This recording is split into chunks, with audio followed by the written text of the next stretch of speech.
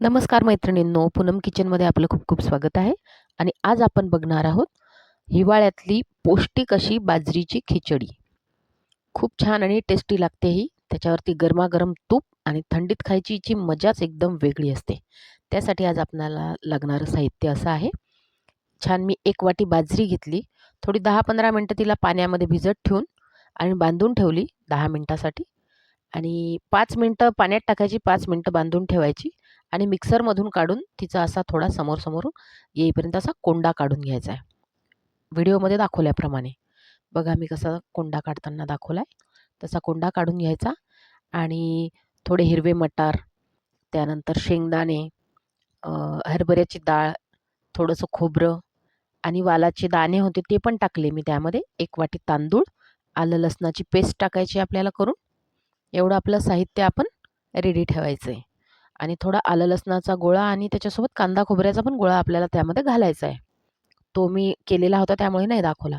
एका कुकरमध्ये 2-3 पळ्या तेल टाकायचं आणि बारीक चिरलेला कांदा टाकायचा त्यामध्ये. हे सगळे जिन्नस जेव्हा घालतो ना आपण त्या खिचडीला, तर ती पौष्टिक आणि खूप स्वादिष्ट बनते. हिवाळ्यामध्ये खायची खूप मजा वेगळी असते तिची. बघा थोडा कांदा लाल झाला. आता शेंगदाणे टाकले. शेंगदाणे थोडे लाल होऊ देऊ आणि बघा थोडे खरपूस झाले शेंगदाणे, की त्यामध्ये एक-एक जिन्नस आपला जो दाखवलाय तो टाकत राहायचा आहे त्यामध्ये. आता हिरवे वाटाणे टाकले. वाटाणे पण थोडे परतून घ्यायचे. सगळं एकदम टाकून घेतल्यानंतर आपण परतून घेऊ.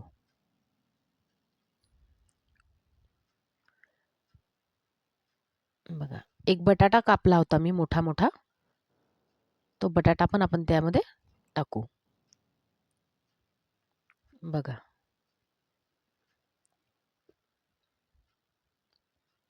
खूप अशी चव खूप वेगळी असते तिची. सगळं एकत्र झाल्यानंतर खूप छान तिची चव येते. आता जे आपण वालाच्या शेंगाचे दाणे काढलेले होते, माझ्याकडे होते काढलेले, मी त्यामध्ये टाकले. ऑप्शनल आहे, तुम्हाला वाटले तर टाका, नाही टाकले तरी चालेल. एक्स्ट्राचे होते म्हणून टेस्टसाठी मी टाकले. खूप छान वाटले पण. बघा, थोडं परतून घ्यायचं आहे त्याला.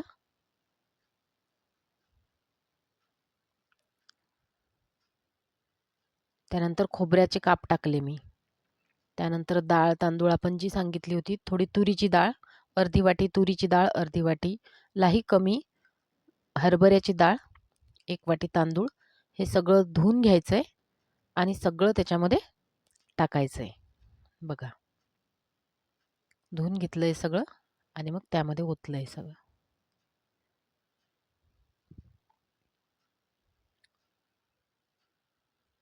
चवीला एकदम छान लागते ही खिचडी. एकदा करून पहा.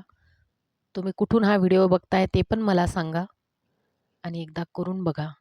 बघा खूप छान असे आलं लसणाची पेस्ट करून घेतली आहे. अशी जाडसर वाटून घेतला आहे तो. त्यामुळे त्याची चव खूप छान लागते आणि हा टाकलाय कांदा खोबऱ्याचा गोळा. थोडी कांदा खोबऱ्याची पेस्ट आणि आलं लसणाची पेस्ट अशी टाकायची. 1 चमचा हळद घातली, 1 चमचा तिखट घातले त्यामध्ये आणि 1 चमचा कोरडा मसाला.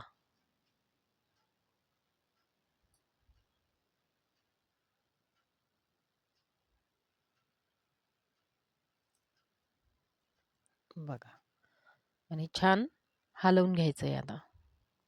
परतून घ्यायचं एकसारखं. चवीपुरतं मीठ घालायचंय त्यामध्ये आणि मीठ घातल्यानंतर पाणी आपल्या हिशोबानुसार पाणी टाकायचंय.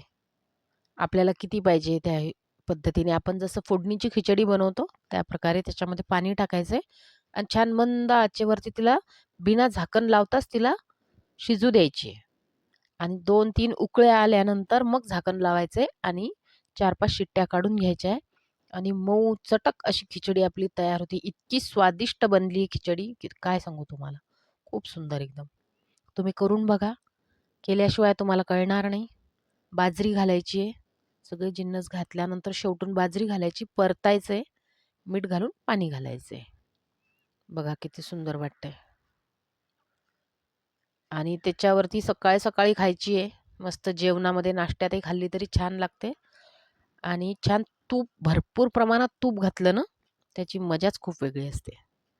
एक वेळा नक्की करून बघा आणि कमेंटमध्ये मला सांगा कशी झाली ती. तुम्ही कोणत्या सिटीतून बघताय ते पण सांगा.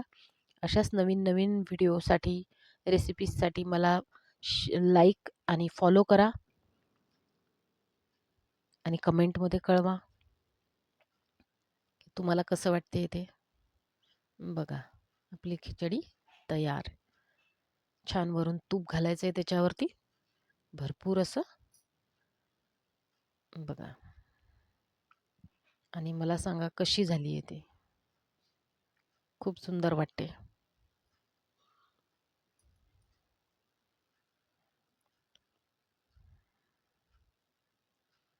बघा, गरमागरम खिचडी आपली तयार आहे.